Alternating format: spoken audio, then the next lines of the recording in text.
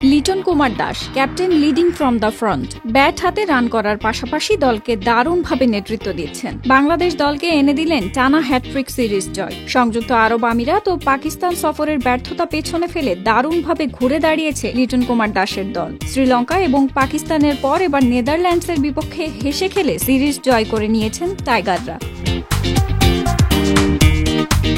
লিটন দাসের এমন অসাধারণ নেতৃত্ব দেখে মুগ্ধ বিসিবি বস আমিনুল ইসলাম। লিটনের ক্যাপ্টেন্সি নিয়ে বিসিবি সভাপতি বলেন, বাংলাদেশ এখন একটা দল হিসেবে খেলছে। লিটনের মাঝে দেখা যাচ্ছে যে মাঠে তার উপস্থিতিটা খুব স্পষ্ট। শুধু মাঠের মধ্যে না, সব মিলিয়ে লিটনের ক্যাপ্টেন্সি খুব ব্রিলিয়ান্ট।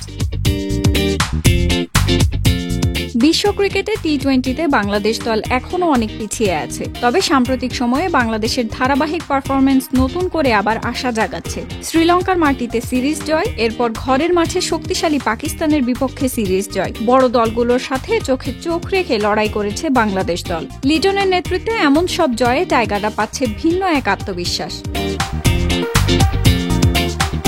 এশিয়া কাপ সামনে রেখে গত একটা মাস কঠোর পরিশ্রম করেছে ক্রিকেটাররা। মিরপুর এবং সিলেটে ফিটনেস ক্যাম্প ও স্কিল ট্রেনিংয়ে ঘাম ঝরিয়েছে লিটন দাসের দল, যার ফল হিসেবে এক মাস হাতে রেখেই নেদারল্যান্ডসের সাথে সিরিজ জয় করে নেয় লিটন দাসের দল। লিটনের কাছে এখন একটাই চাওয়া, এশিয়া কাপে বাংলাদেশকে ভালো কিছু এনে দেওয়া। লিটন সেই চেষ্টাই করবেন, ব্যাট হাতে রান করার পাশাপাশি দলকে দারুণভাবে নেতৃত্ব দেবেন।